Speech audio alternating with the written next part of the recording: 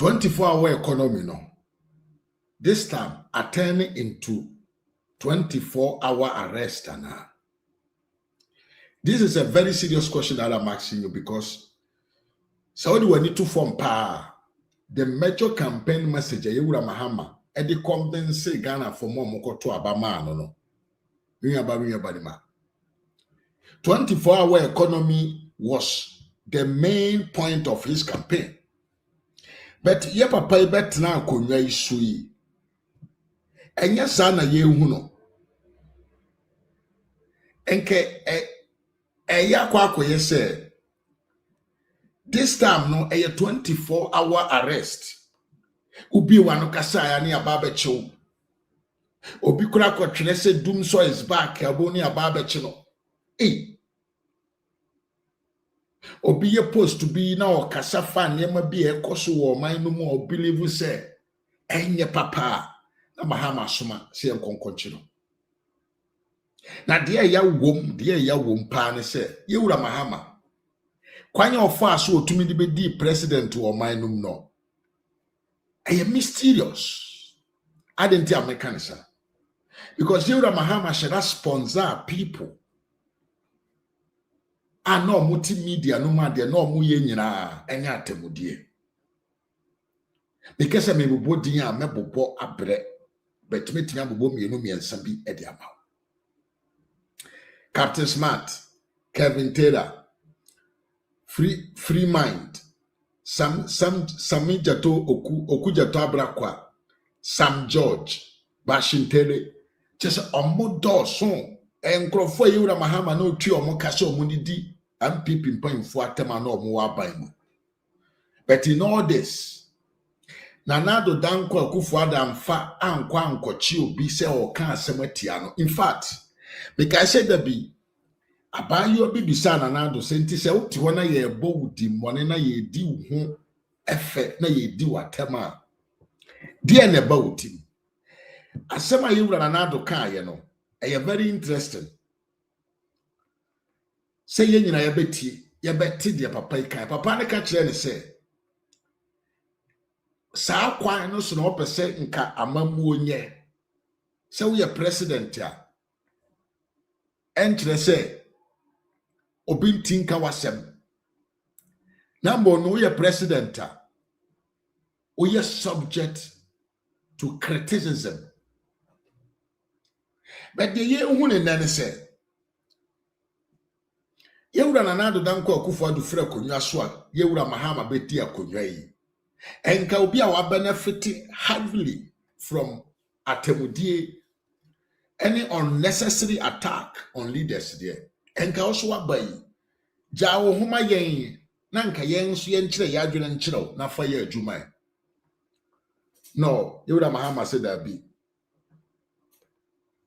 ono no oye gonja this year oye this year bi ono no oye this year ofiri gonja maimo nti ono de ye nka ne ho asem ka ne ho asem pe asem ebediu John Mahama na me no ka se wachi MPP fo nko a 18 e na ode omo agum na ya na ye wure firi asem se mo beka ya 2025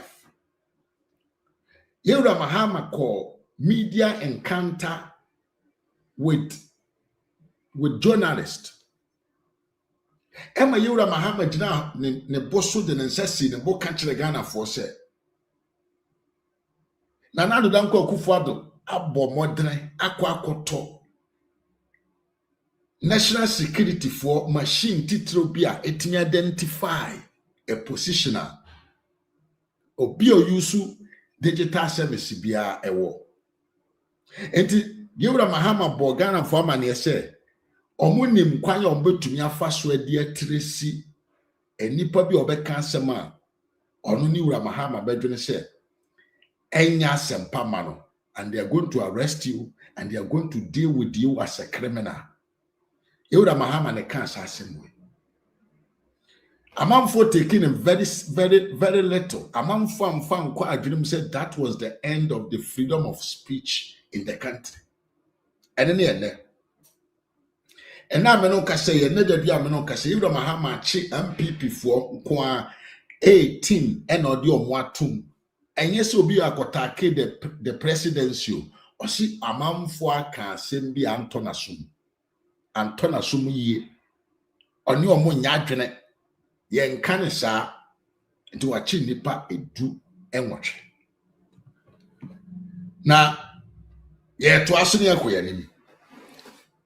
the former spokesperson for the president, former president, Yeranana Ado Dankwa Akufo Ado. Eye mame Fatimatu Abubakar, former Minister of Information. Eko PMU enra ewo Asempa FM so. Ni Asempa Asasepa FM so. Ena no ne bono hene edi nkomo.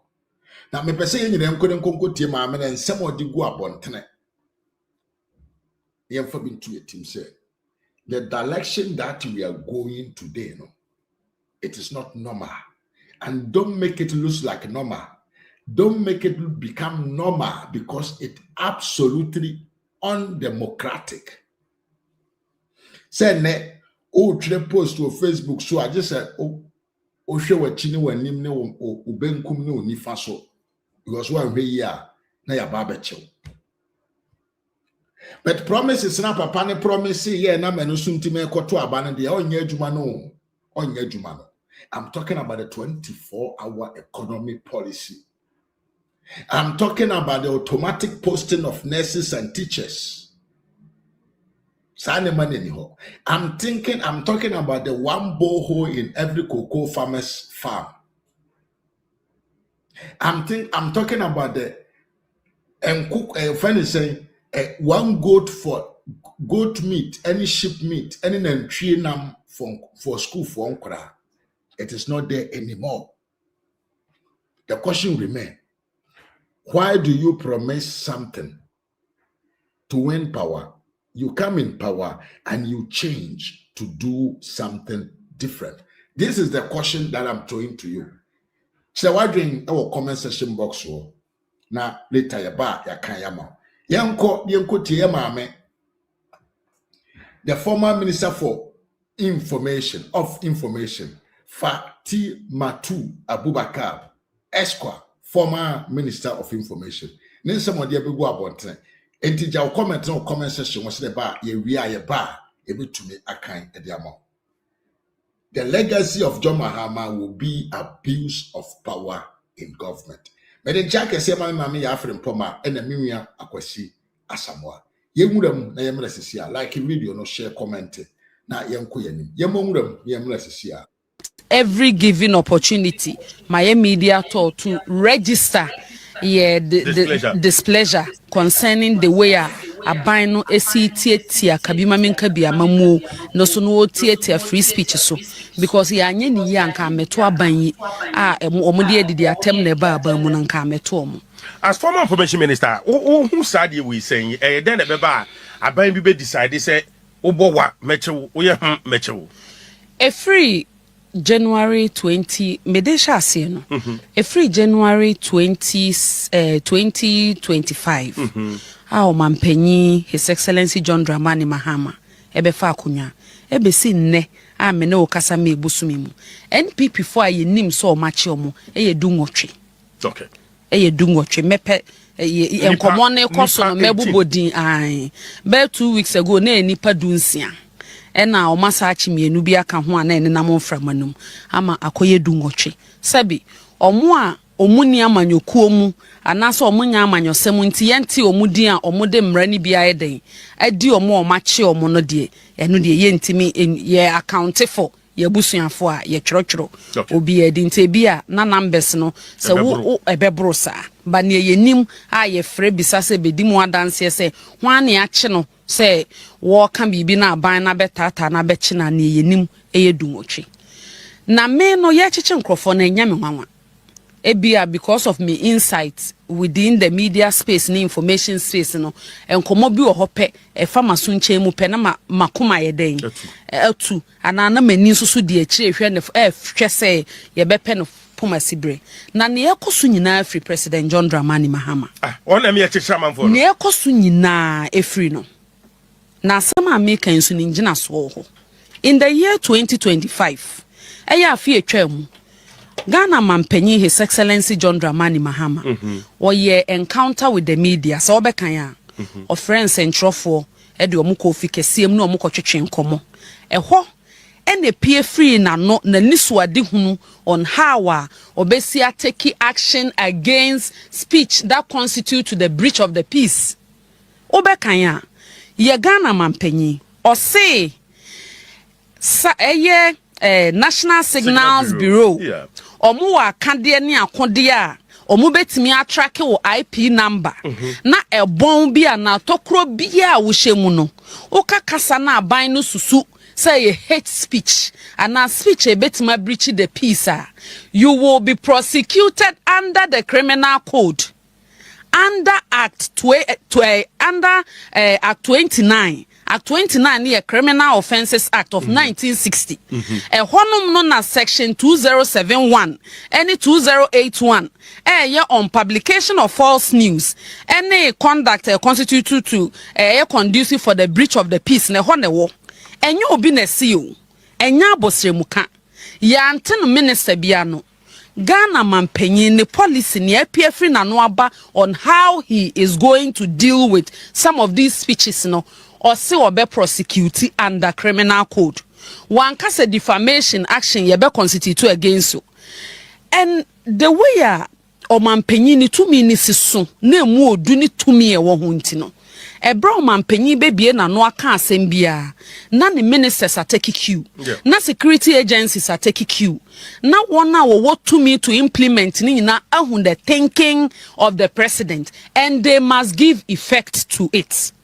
Enti achichi o ne ekoso abuse of power bi ekoso te say NPP ni bi kobo wakra yes publication of false news oposi Facebook ani abeche no they are taking cue from the directive given by the president His Excellency John Dramani Mahama in public per the national broadcast yes ne wa adwen ni mu ne akoma na pie ya no cabinet ye ni hobby Bacho utie ni committees bi amampanyi atete a wo hye omojom report ye ni hobi ne e wo bebo yamane eno ne e de be ye adwuma ne e wa bebo yamane no ene se bibi sa ba obe prosecute under Act 29 ena e koso enti e bia dede no dooso ana NDC ni bi gina nchen e kasa we na e bia na security agencies bi ena ayo over exuberance ena omu ni dwuma bi di na omu chechecheche nya nokre me o mampanyi mi bunu ni tumi no muso ne ye wo ka no eno na meje atum o se obecheche mu ampa nso so wacheche mu o se ebe yuso IP address ampa ye che obi okumawu ne akoche obi okonongo wo hye Ghana moto mu wo he ye bechewo. Now the contention in say when they determine what is hate speech, okay, and answer a conductor a conducive for the breach of the peace. Yes.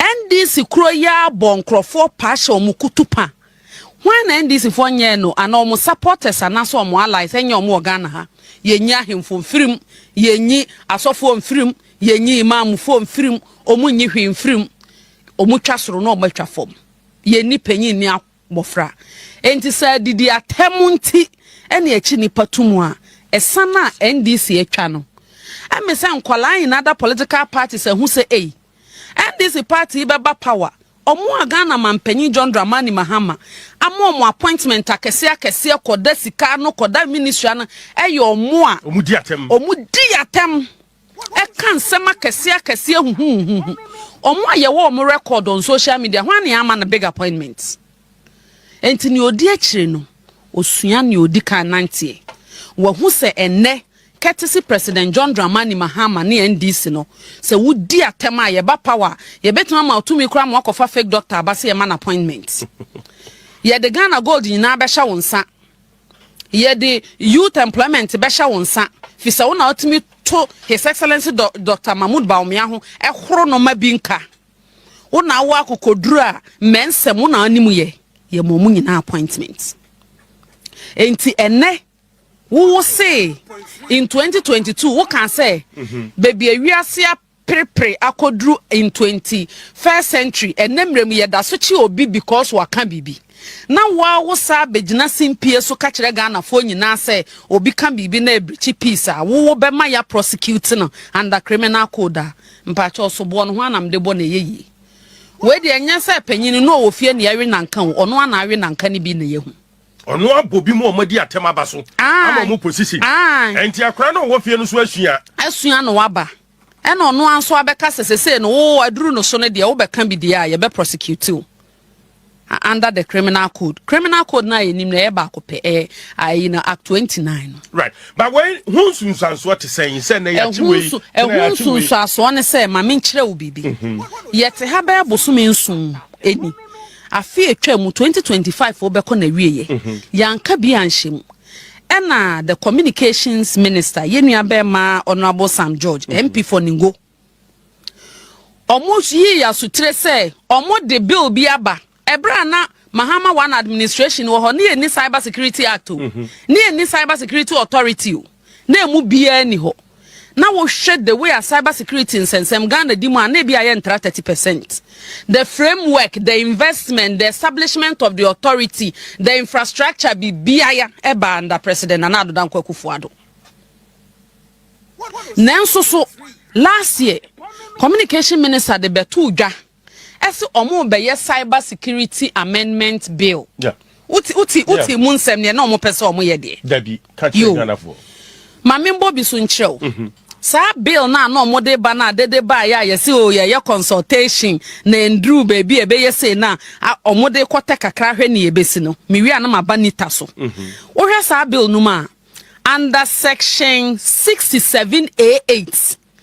67A subsection 8 or say a person shall not use an electronic device or an electronic medium to deliberately spread false or misleading information with the intent to deceive or manipulate a person or a fact. Tio, not even the public.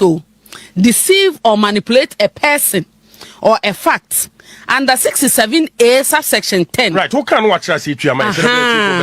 Or say o di abosire mu kan e kan bibi sa wo de bedada obi ana asemu bi o be kan chia no abe wada no ama asem no puma sibre se ne esitia no wan kan sa esunsunsan so na me bebo so akyerewi under section 67A subsection 10 or say a person who contravenes such regulation under subsection 7 and 8 commits an offense and is liable on summary conviction to a fine of not less than 5,000 penalty units or to a term of imprisonment of not less than 3 years and not more than 5 years or both. Or say ubi abosre muka ka bibi dada obi anase wusi no krebi etiasia wedi bone under a new amendment na bone na wedi no esese e chewde ukoto afiase emfie miensa ekoka mfie num entam anase ye fine wo 5,000 penalty units which is 60,000 cedis minimum not less than meaning ye betuma fine wa broso bebre na emom threshold no now mamen kan wo bibi wonim se under President Akufo na President Akufo-Addo ya Attorney General na President Akufo ye president omu ye criminal libel efri ho se me ne wo ya ade na se makam bibi egu ho fi a wo avenue for redress but it should be by a civil suit enya criminal suit eya woni nipa ntem asem a esese utimi twe no ba atemuafo anim na omoma obekire baby kura onya sa information no right intimate was see ye pa ya twabo ama na na se ya hye no so nkotro bibi empepa wo ho but sese no omumu se ye mo ho kwan na bibi saa no aban mo mu nsom na yem prosecute asem na make no so so me hye asem no ba because president kan ni ministries ni agencies no agina so hye mra bia ba ebe lead to state capture ama wote Ghana ha wontimi mbowa nanso obi amfa na dwene nye den enko so se ade ni ade we ni nyina tied in related to the same thing o mampanya beka ena ni ministers as a matter of policy o mutu ho anamo oye no free honoma When you say Electronic Communications Act of 2008, no, na false publication, na fine, no, almost say fine no 36,000. We almost almost they cost 60,000 minimum. Uti any Nature said the regime when you more stringent than what existed before. Near man crofo ye mushi omo e kan ho. And it says cyber security authority now present Akufo-Addo time ye shishe see ho as a regulator. Omo the amendment ba essay under section 20B of the Cyber Security Amendment Bill no. Omo bema the Director General, Deputy Director General, any officers of the Cyber Security Authority no police powers. Unim police powers. Power to arrest. Omo betimi nso so about search. Omo betimi seize your computer, your phone, your japade, and they are under state protection and immunity for their actions. And into mutimi invade amanfo fi ya. Me pacho ai. Nti mbra ne nyanya adwuma no kra na mo ni bi kire baby ewo. Enya no nko a ye mo mutumi a they can secretly go to court for an order ex parte near the abebu dan ne abo awura wo fie se ye besesa wo computers ne onia ma organ. Omusa so omu say share emra under this same bill no. Amma authority no kwan am standardize innovation AI ne nkeka ho on internet. Enti wo hu say no hyehyɛ ni bi asa be pie woni tamu afri last week mabunu a omu ye code ni ayi adwadwo omu ye dede ni nyina hyehyɛ free we mu na eba. So the presidents no was see within 8 years Ghana for be ye say 8 ene achi omu a ebi mususu say e related to free speech anaso omu ye nsentro enum mpo no enchemu ba abonten ema ye hu say echie ni bi were commissioned by na ebi mu ewom so ensentro ni ba obi se wadi fraud no na obechi na efa ban ho ben anase ukasa uye immune to eka eni say wabu obi afa so anase wadi bone under the law ana ukasa uye immune to say ubeto mu na bibia ye de mra na bediwa na enso so mo bobo ne kahye ne mu odu ne mu odin ena omo de to president Nana Addo Akufo-Addo so ena nenso so ne mu oya ene say omo beka ma onibiefo no enti na me kan me se me data ni bibia related to NPP for ayache omo. Okay.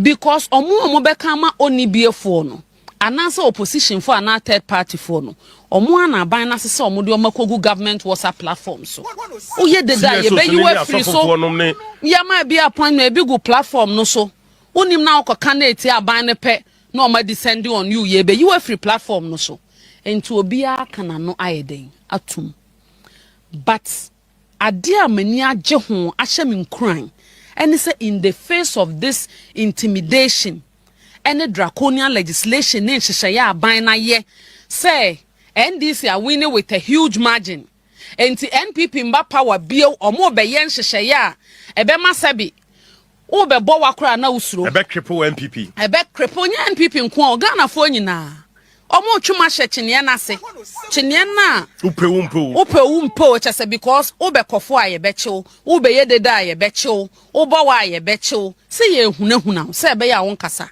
but the youth of this country the youth in NPP almost say lie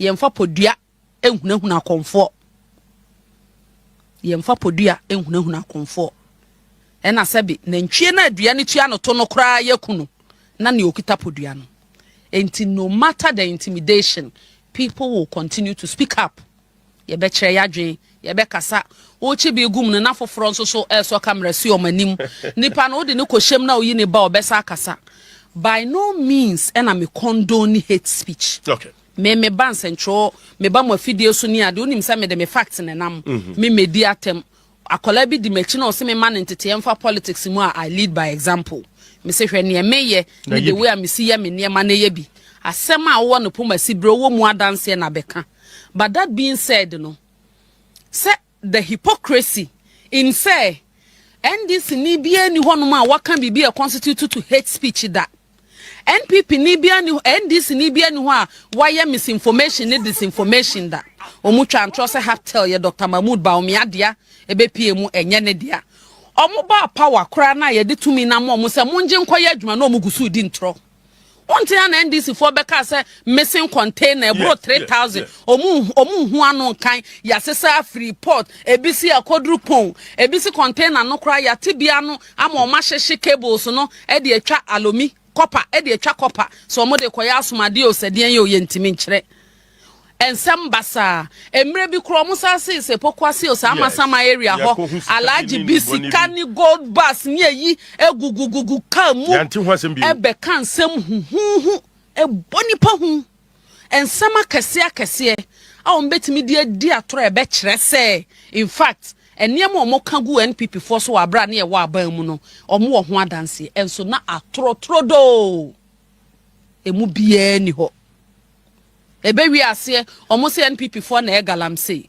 NPP opposition you have the power you have the police you have everything ye kire senior na president Nana Danko Akufo-Addo and his excellency Dr. Mahmoud Bawumia no mo solve the issue of illegal mining ye hihye bi baaye ene unim ni omo ye dabi ade bi ene omo sini nyina anya adwuma unim say ye be fra ban mu kra no matimi adidi nkrofo chimama even organized labor so be kan ya TUC no mo keka ho omo say doctor for cross na nse nkwala ye wo mo Ghana ha no yare wo deformities wo mo ho because of galamse nsu a asai ene ese aduane a ye di ye contaminated enti bibie ni ho aban president Akufo-Addo aban be ya ebe so omani just say declaration of a state of emergency.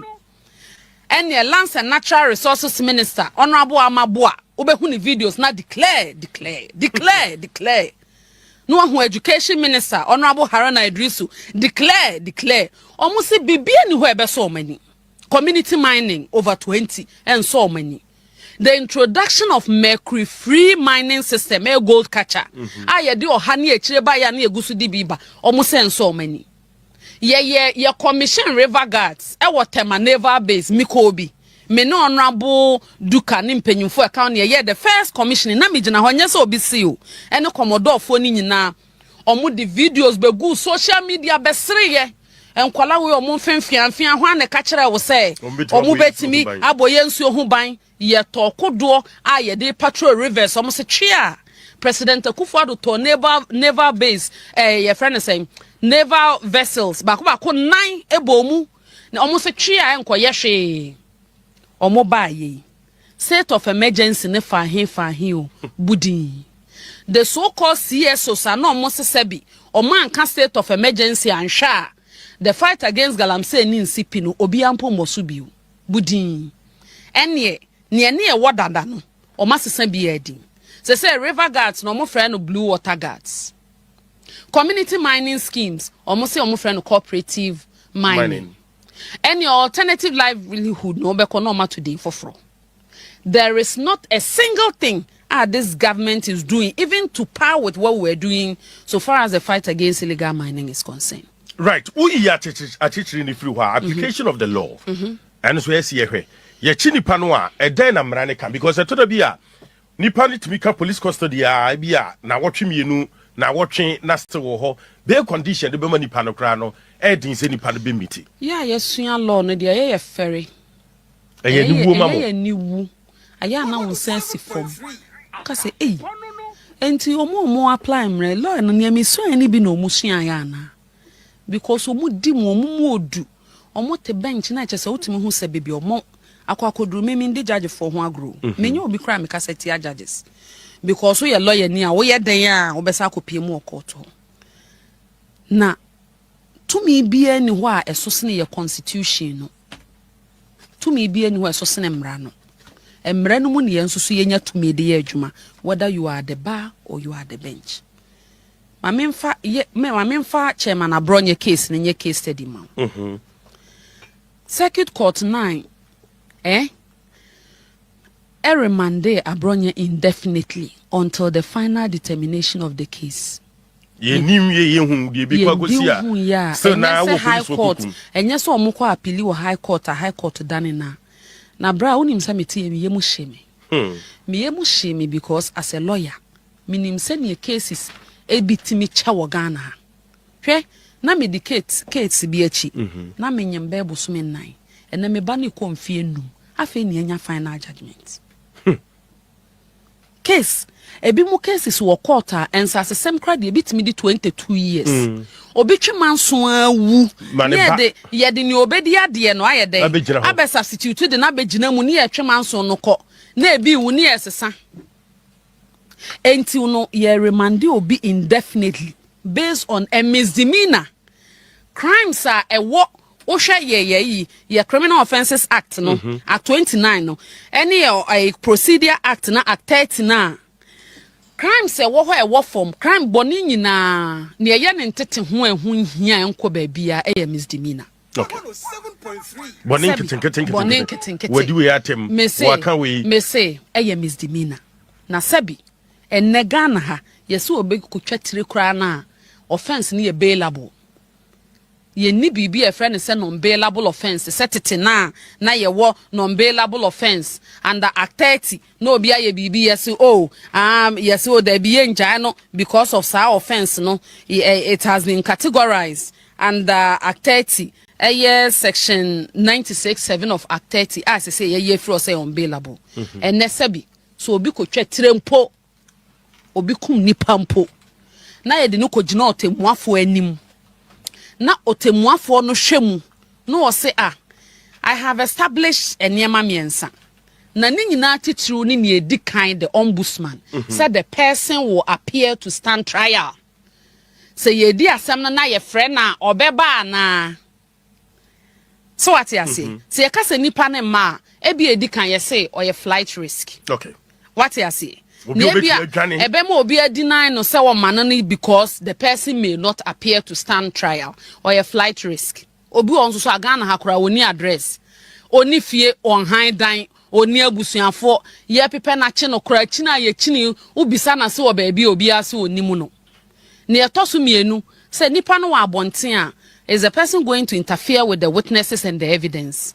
Our capacity anasa our akwanya or de kwakwa ekoye bi omo asebi omba be dia dance akwaya na basa or that capacity ana ena ne etoso miensa ne se nipa no sure it is na na se ebi ase wo pe yeah the sure it is na sufficient omo be gina mama no ne ebedi na kagina mu no esombo a ebetimaye if these things are established now no yes boys bi koye Robbie is a gold your friend is saying gold shop bill and mrantie miensa bi omukoye robbery enra mi hu publication bi se ya mo bill robbery o matwe tuo akọ obi gold shop akọ sisa ne nema ye ka million bebre kota mo bill na ne wo se waka bibia constitute publication of false news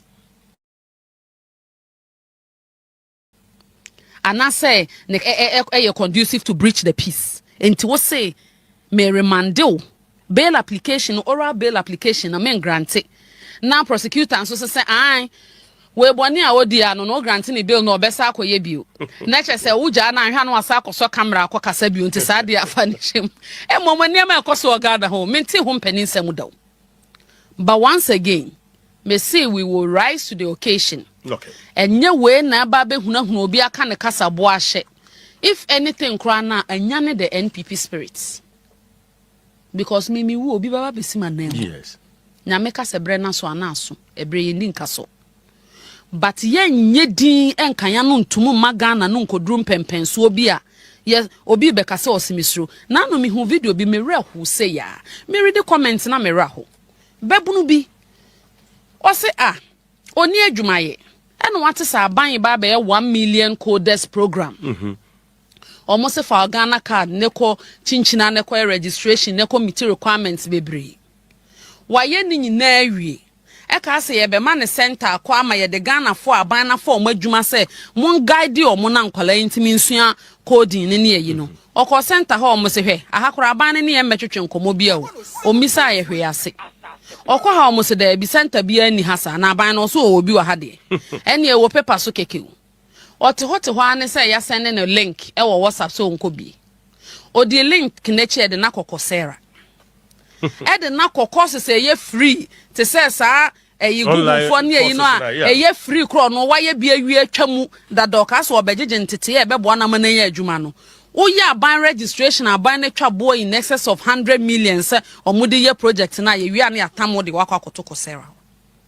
na obeka na kosema kire centers a wakọ ne ne nani ehu comment section ni nyina say hey pull it down post na nkrofo do mbeba abachi wo nti Ghana aduru sa almost there bi o ono afa stress mu a wono express ni video na nkrofo comment wo de wonsuru asem a few moments later ye bechiw. We will not allow the country to deteriorate to a point where NDC nipe ne betima kasa. Nurse ni ono no say watena fie ya bie portal musumu be bie portal 10 am 10:01 yes a slot asa. Almost say no aban so obie portal no. Em so ma for mufu soldier say wi so mo mfo obi o ntimi nte ase. Ubie ya view once yes ade na atum time na omo ade ma wo na.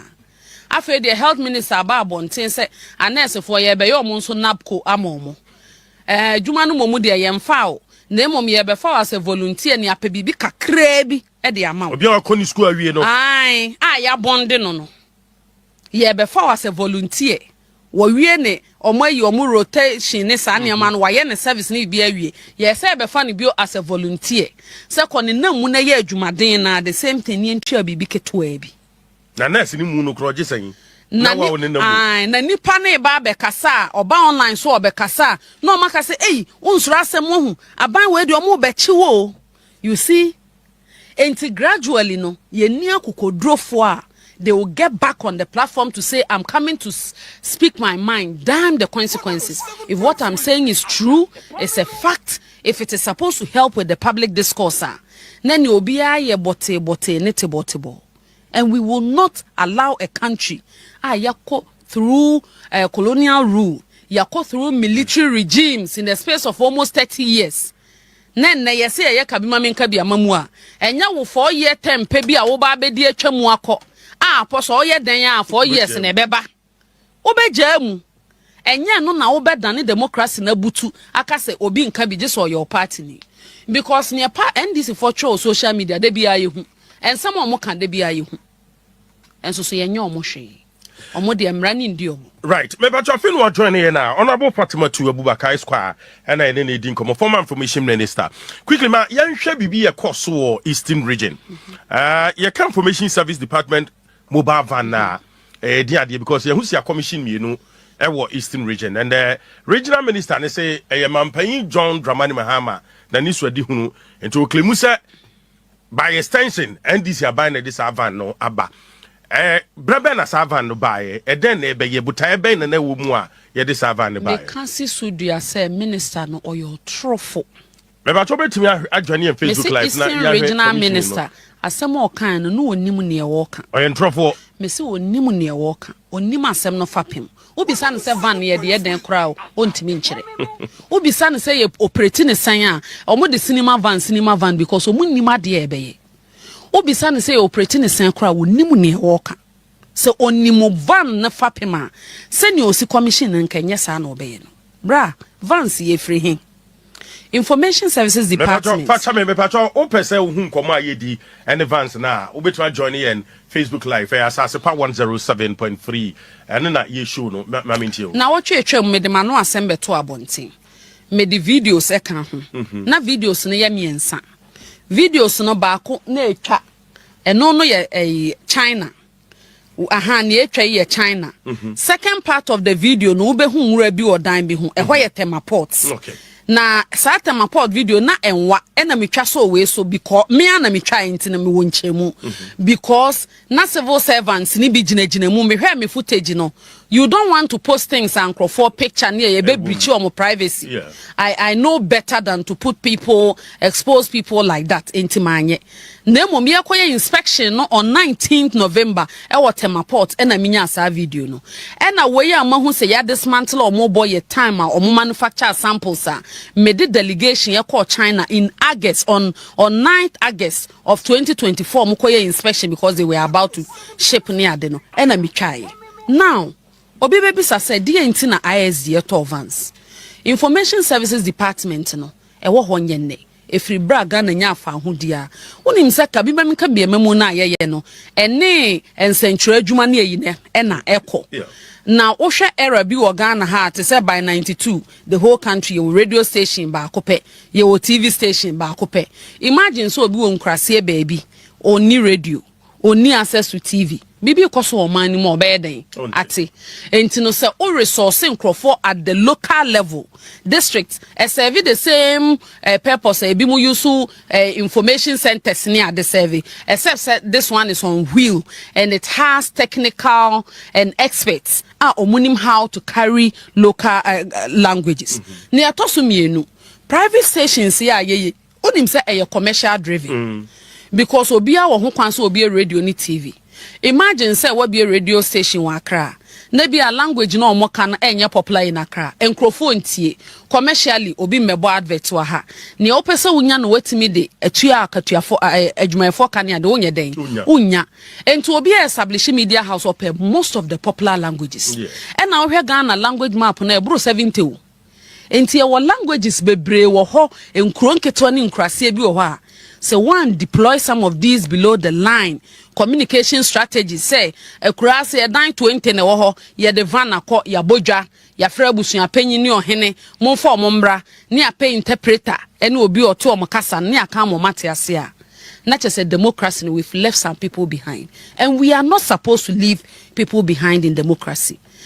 Enti no kura ne say COVID-19 yare ne baaye no na Ministry of Information and Ministry of Health and the uba adwuma ne ye den ye bom enti no ne esese ye no mass media na ene ye press center at Ministry of Information no ne ye de aye ne esese ye konkurase ekoye na esese ye CD public education and sensitization ma ISD ye tu amanfofo ne ye de ma ISD Information Services Department o call municipal or district assembly bia organa ha ye wo information office for e wo honom mpacho utie ni enti no omo beye adwuma no so a eye mobility eye nante ena no omo so omo ni akade omo ni even cars kra na eye adwuma ebeduru aduonu. And the last time I know munya fleet no was in 2007 and the Honorable Dambochi and auto Vans 10 Emma omo I had to say sa pijo adaka ohu I had to set it in Nizam Square Vans ni bia obehu say ya paint yellow and green na ezibo ho a Honorable Dambochi Honorable Dambochi ene toma omo NDC betna akonwa so from 2009 to 2017 January. If you see the state of the Ministry of Information and the agencies are bra ubesu ubeka so mo de sebia ban no mo nka ho mo nka nipa ho agency by agency GN baby akoneko bisa na hwe ne na ekoso ho enti COVID adwuma no ban na Honorable Opon Kroma who was the minister at the time when you na na nisuade hu titiri I was his deputy supported his vision me so me be ya minister no me make sure say ade ane asset in motion ye be den ye beto aso to ono na di proposal come finance minister Honorable Ken Oforiatta esimuni bibi enye niema ni nyina na message etimi carry through the mass media ena COVID aka nkrofo ahyedam ni ade o pese nkrofo clean omonsa omo sanitizing ne nkeka ho ye be fumigation ese ekokọ nsori ni schools ni ade ni nkrase ekobodawuru. We need equipment enti at that time no na ni so ade hunu no say all the 261 districts no ye be ma obia state of the art van. Okay. Na omo offices e onso so ya mo computers ne ada aka de om de be ye adwuma and tracking and that was a vision. And 2022 na the proposal no e come finance ministry no 2023 October and san omo ye didi eche onim say finance obi ade e ko ho ntu didi eche anti October 2023 and a ministry no tro brain information ministry say ade na mo kan se mo pese mo ye no ya je atum na emom ye betima ama musika ye betime de 40 of the vans ayeden aba mpremprem ye de be ye no ascapex for mo 2024 budget unim say budget for the ensuing year no end of 2023 no na beba enti ye hu say ye 261 ne de ye nya na emom ye benya mu 40 ne anya enough computers for all the district offices ene akade ene ye G2 mu say ye be starting enti na say ye transfer ministry no my commencement warrants. Finance Ministry amount commencement warrant untimi sign contract enti warrant na ba on May 26 2024 and ye say kra ebre ni ho ba kwan ye be fa so within 6 months no ye be manufacture van no ye be procure ye be manufacture van no ama na bedru Ghana ha me commission before the end of the year ye be ye enti ni America sa ye bre mu ye Enna Fofi Antoata near her van nanim se beba bedru Ghana on 2nd October. Near Fankro for free the various district crowd or mabakra be training. October drew ye nurse shipping and seminar van na entima medru. And a van bedru Ghana on 19th November 2024. Miami deployed delegation called Tema Ports. Na mi niho because na me yet town hall meeting in one of the regions. And no pon maminya videos because some more ports when no more trust send me no more mommy update on near Kosuni Bibia. Now when a Fofi Antoata Lucy election. And Lucy election mo na niaka. And they say another phase of the training for the drivers. But me boy yentimian commission no ho. There be okay. Because na say branding. Near say subsequent training because van now hu ne sa no LED screens. And I dey a glass base layers be me ensa to so. Because e be obi number phone kwan so na enwura na bibi twe ani e be say. And I very technical. Ultimate dismantle mania stage a nipa be 10 bit imagine so. Van no. Aye, with staircase ni bibia aye. Any screen na ya customize sound no say be a betimanya some specific meters ni ade na fuel ne niema e complicated o enti e ba ni ehun say ye de aho prepare e ka say yam brand ye training o cha o endi bosome no what say obi de ne de akwa pemba bia ma e ka bebrebe na aban abo no ahyeagu na ye nso ye mpese e bebo aban ka enti branding no ne say ni ti na o ma paint ni green no ade NDC for ye ya no and it's a van bedru a yako painting ni tini green and yellow no more the IS logo abohum enti media metote wa say ja ban ye ntoato aso enti ya sha ase obi nso ba be commission ama IS for enti obi ani IS mu a onimu 7 ni ba 2024 because ye town hall meeting original ebekobia we meet all our information officers ni a kire omo say advance ni bedru da say enti training no wa wakobi na ba mo hweso yi na mo hweso yi no abeba beda ne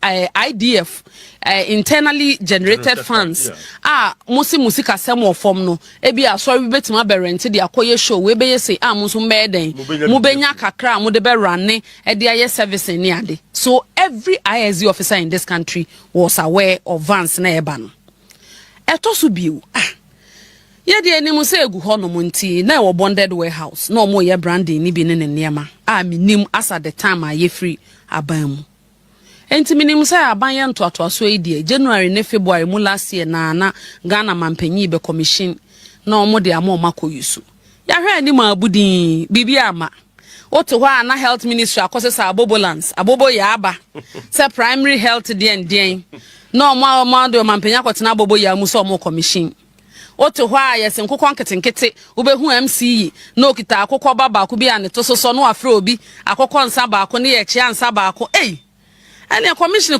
cost why be commission vans ya me yanya ho abeka che Ghana for say even in retirement President Kufuor na ni so ade hunu no ebi da so ho ye adwuma eno abudin yet ho ayete ya ne se o ma cheche vans no enam se nya omo no omo de ba ye nti no omo mpese on beka ni nyina abom de abeku Black Star Square abe commission na ho ani onyam abeka NPP aban no so omo cheche enti omo cheche ni straight oman commission e kodada bi kra sati use nam say well omo time aba if that is the decision of the government there is nothing we can do about it na yanka bi anhwem ne se me hu flyer say isi regional minister de mienu pa besi o say obe commission na no kra no nka ne nkasa ye mu mpo e na o kan say mebo aban dada na baso mebo mampanyi John Mahama nso abaso so omanya enisuade hunu bi eso omo resource ISD na aba na ye nso so ya eden ye ensure so ombe implement no ma use ni ye nka case close afi na mami ba be kina ho abebo nkuro abekire the vision of President Mahama 90 mu NPP for ade na mu NDC for ade ya mu hu nso so ya na na ye den hwe President Kufuor ambulance na hwe abobolance NDC for the buy e na obehu se omu wa chiri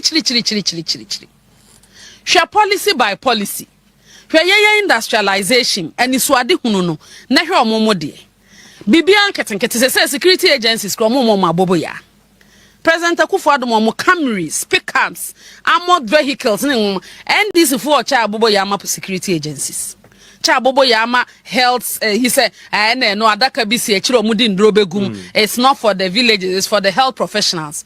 Eno ane se na no mete se abaya ba ko hwe President Akufo-Addo ene Dr. Mahmoud Bawumia se enkurase ndro ne yi no ye de ba be fa drone akọ omba omuso oma betwam na no ye se ababa ba ko etimoto so upper west eko gi ndro de akọ ekurase bebi wakonya nkwanhia wu obi ase we nkaze plan wo ho anka we nsi enso omba omuso oma betwam e de yakọ yechi adwuma na ze plan ye abobo ya betimaye dabi entine no na me se da bi we de ye ntwentwen so kra esese ye ma VAR no eche NDC fo na Ghana fo hu ne etuem sese akachu ne no an ye nso ye mo de ba no be chantro ai VAR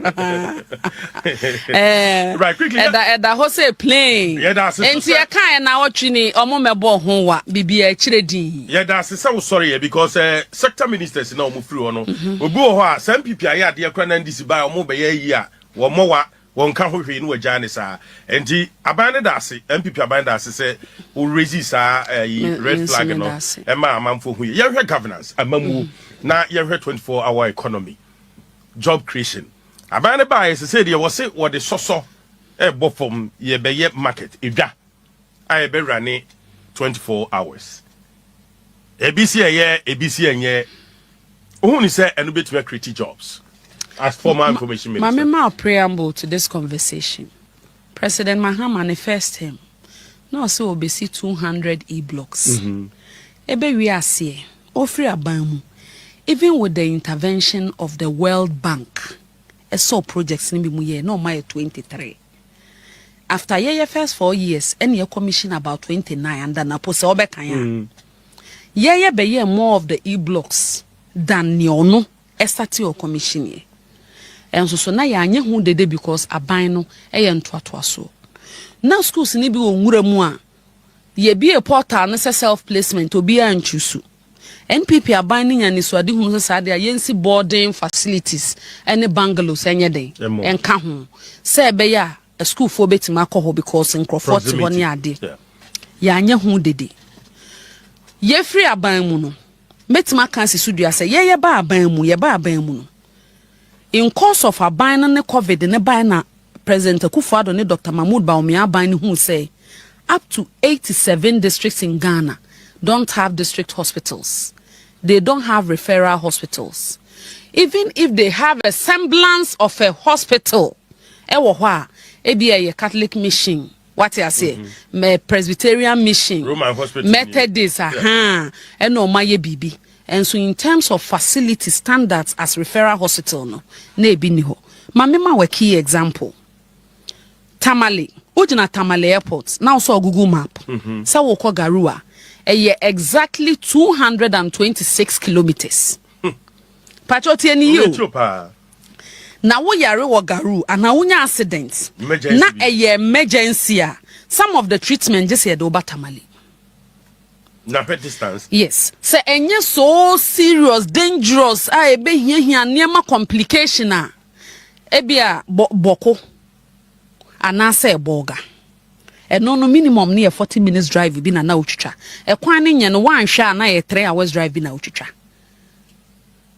Na imagine se obi nkwa dance ni na wo hia be ye 5 hours drive every baby owo na abedru Tamale ansa no wage ayarehwe wo Ghana ha net 21st century Ghana na nka ya de papa enka ya de papa dabi na President Akufo-Addo se dabi every district in Ghana must have a standard 100-bed district hospital with labs, with state-of-the-art facilities. Any bibi biara kandie biara senke de nipa no ba akra o ye de ne ko hi on the district o benya bi onim district hospital dodo a ye meni wo kasai na upper east bese 8 no masha ase ayaboso tie ni yo me call Garu in 2024 na Garu de no mo de Andre kra o ma plaster ahihye louvers de Andre afa wall no ho a na aka painting any equipment o mo de begum ye commission miensa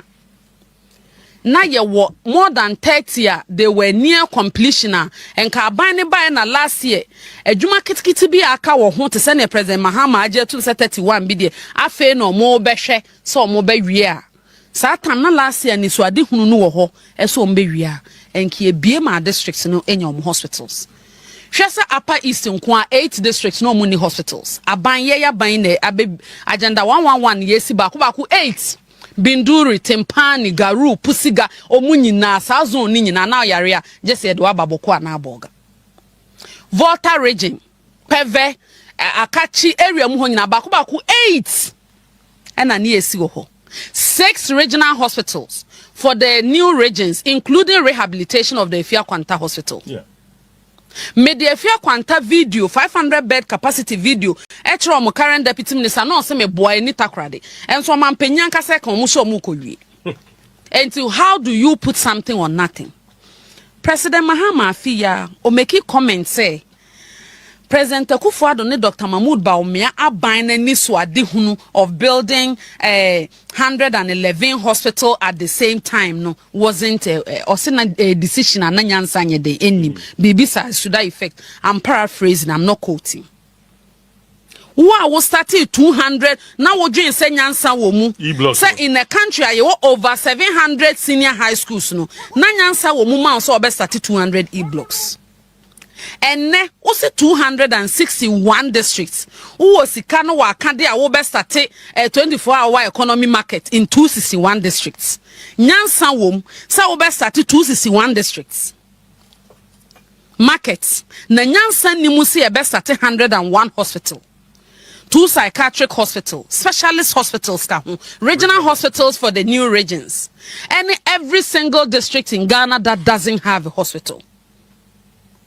Na ko hospital bi emu ne kohwe even the economic activity day ma me mfata fo government hospital ni example ndewe hospital no wo ho nti o enkrofo ton aduane wo ho enkrofo ton madaka eniema enkrofo ton nkwala aduane mbacho tie ni ye hospital obeko hospital bi canteen is like a village market on its own. Yes.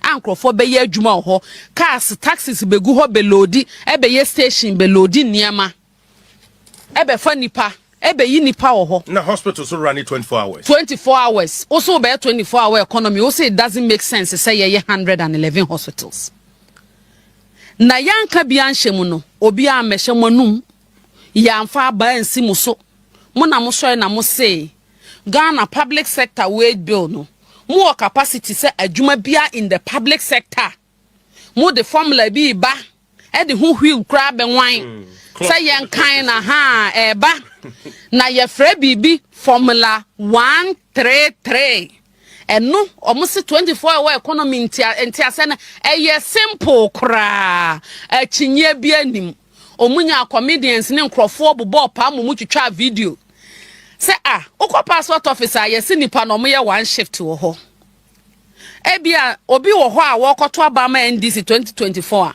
na ni so ade hunu ne se koko board adwuma no ye se ne nipa ba ko ye no obeye no opon na me ma beto aso na we ya beto aso meaning the public sector na be double no time saying 3 yes. 1 job 3 persons 3 shifts.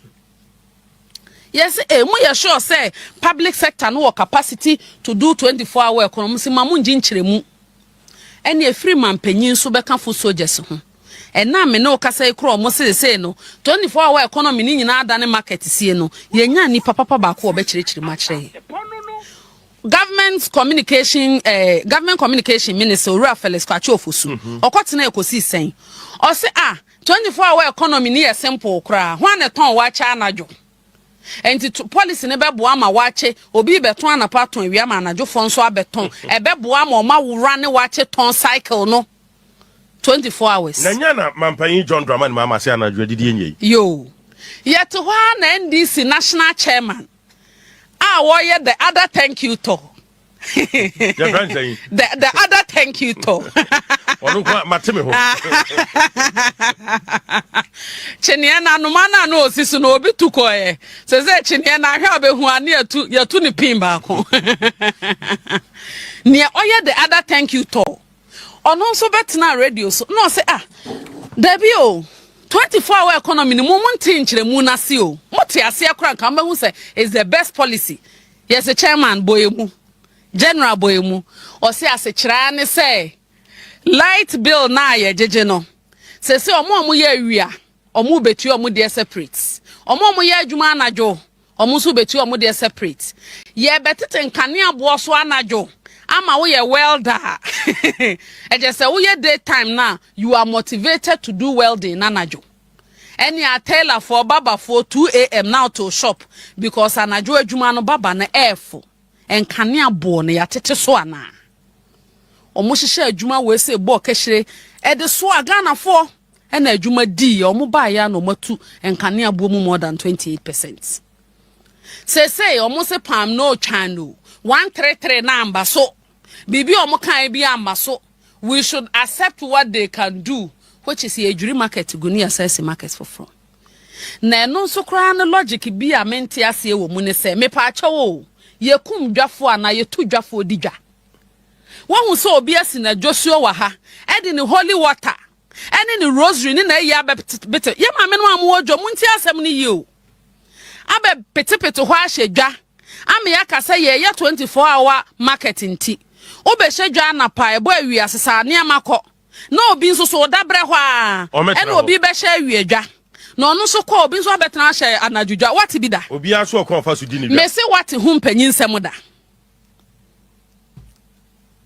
enti wo pese wo de o government flagship policy ne se obesisi marketer ka se mo ma me bedi ma mpanyin a me besisi dwa eno na ye o policy ase dwa na Ghana for hwehwe a na o mati akoto ho aba now the 133 na se wo se 24-hour economy no adane se wo besi dwa abeso so nkane wo ma me abeton se ye beton banche anadwo se ye beton abe ahomachi o MC na dwa na dia ne ye beton wo MCBC kako ana futu ho baby wasikako wasikako dwa na woni win ba no so nti o mo betwe kako market ni bi e de aba ne district right. What you? Meda se balance me jawi MPP on course. Oh, by the grace of God. Me kana otwe mesa aka biu. Obi se nti ye we ne Ghana for confidence. And I'm saying nsuoni ensani enya ne ebeka. The reality no e da ho playing. Enne wo ye Ghana ni na apenokre. Na enye NDC ni ayabo no pa. Obi enu ho abebisa say is this government on course obeka kire o say ai.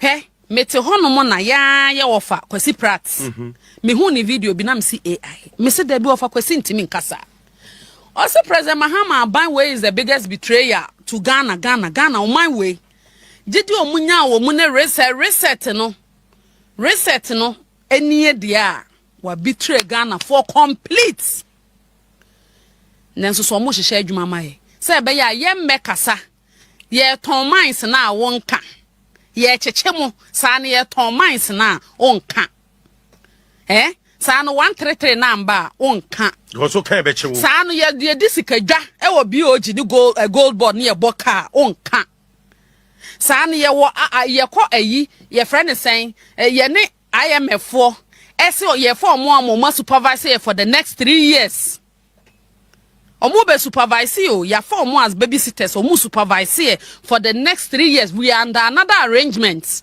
onka because usro say ebechew say 1 million coders na de wakopie kosera onka because usro say ebechew any as prison ho no say me de papa ne call ya nipa ne gu ho Mandela da prison one under prison ya party mpanyimfo nyina chema blame nyina de da mu bi kwaku ba ko mu nyina de da mu bi enti me ejaba me bi koda mu bia na ayede enti ne kura ne say governance no ye mema NDC for kwan mo mfa patapa ne akakabense me yetro kan bi nka se ye nka bi because we are bringing Dr. Mahmoud Bawumia back to power nyankopon ya adoma 2028 and the NPP is united say ye beye bibia make sure say ye beba ne abesom Ghana for ye na reset ye dia kopie 1960 no anase 1979 no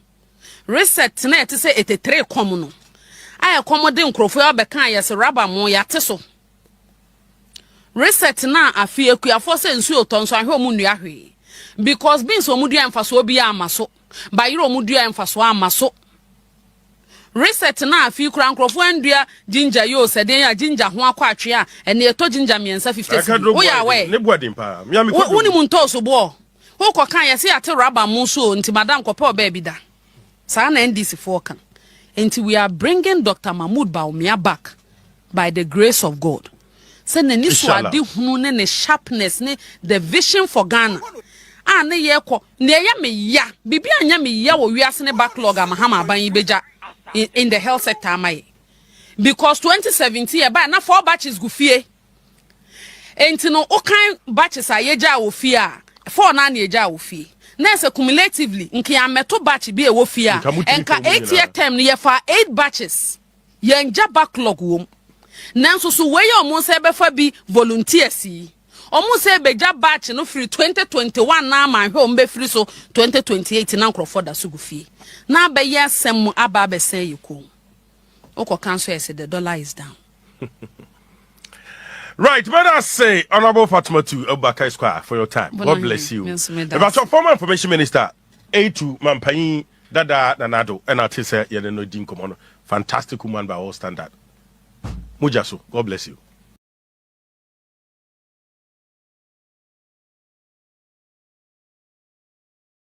Cheniana no mana no sisu no obi tukoe. Se cheniana hwe obehu ane yatu ni pimba ko. Nia oye the other thank you to. Ono so betna radio so no say Debi o 24-hour economy ni mo nti nkyere mu na se o. Mote ase akra kan ba hu say is the best policy. Yes the chairman boyemu. General boyemu o se ase kira ne say light bill na ye jeje no.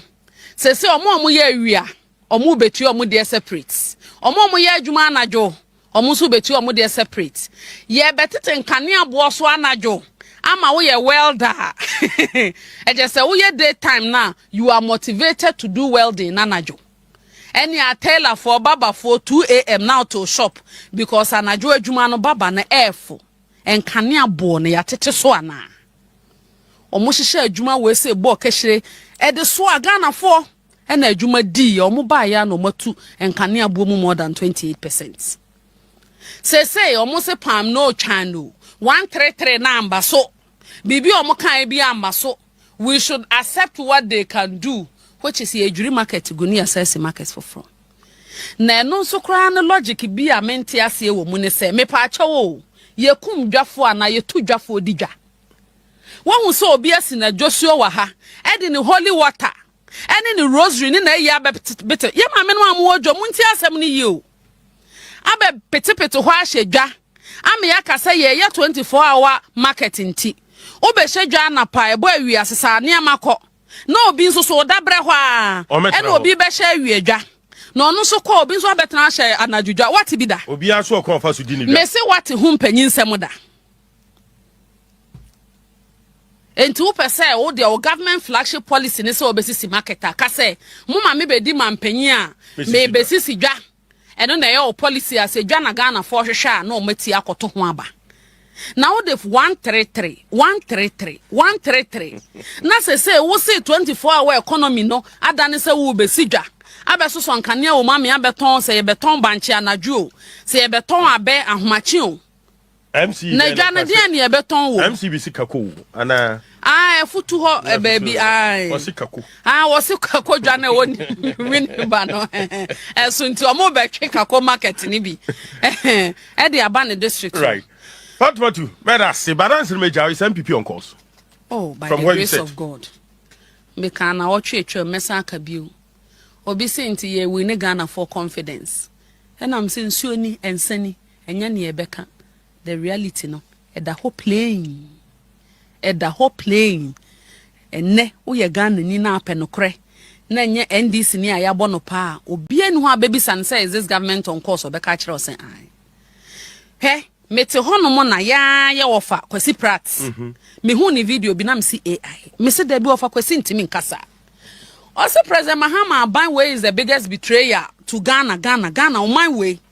Did you munya wo mune reset no eni dia wa betray Ghana for complete nanso so mo hyehyɛ adwuma maye say be ya ye mmekasa ye ton mines na wonka ye kyekye mo saa na ye ton mines na onka saa no 133 number onka also can be chewo saa no ye disikadwa e wo BOG ni gold board ni ye boka onka saa no ye wo ye kɔ ayi ye friend saying ye ne IMF for ese ye for mo supervise for the next 3 years omo be supervise you ya for mo as babysitters omo supervise for the next 3 years we are under another arrangement onka because usro say e bechew say 1 million coders na de wakopie kosera onka because usro say e bechew ene yes prison ho no say me de papa ne call ya nipa ne gu ho Mandela da prison one under prison ye party mpanyimfo nyina chema blame nyina de da mu bi kwaku ba ku mu nyina de da mu bi enti me ejaba me bi koda mu bi ana ayede enti ne kura ne say governance no ye mema NDC for kwan mo mfa patapa ne akakabense me yetro kan bi nka se ye nka bi because we are bringing Dr. Mahmoud Bawumia back to power nyankopon ya adoma 2028 and the NPP is united say ye beye bibia make sure say ye beba ne abesom Ghana for ye na reset ye dia kopie 1960 no ana say 1979 no reset na ete say 83 kom no ay komode nkrofo ya beka ya se raba mo ya te so reset na afi akuafo say nsu otonso ahwe mu nua hwe because bin so mu dua mfaso obi amaso ba yiro mu dua mfaso amaso reset na afi kura nkrofo ndua ginger yo se den ya ginger ho akwa atwe a ene eto ginger miensa 50 wo ya we ne buadin pa mi ko woni mu ntoso bo wo ko kan ya se ya te raba mo so nti madam ko pe oba bi da sa na NDC for kan until we are bringing Dr. Mahmoud Bawumia back by the grace of God. Say ni so ade hunu ne sharpness ne the vision for Ghana. Ne ye ko ne ye me ya bibi anya me ya wo wiase ne backlog Mahama aban beja in the health sector amaye. Because 2017 ba na 4 batches go fie. Enti no o kan batches ayeja wo fie a 4 na ayeja wo fie.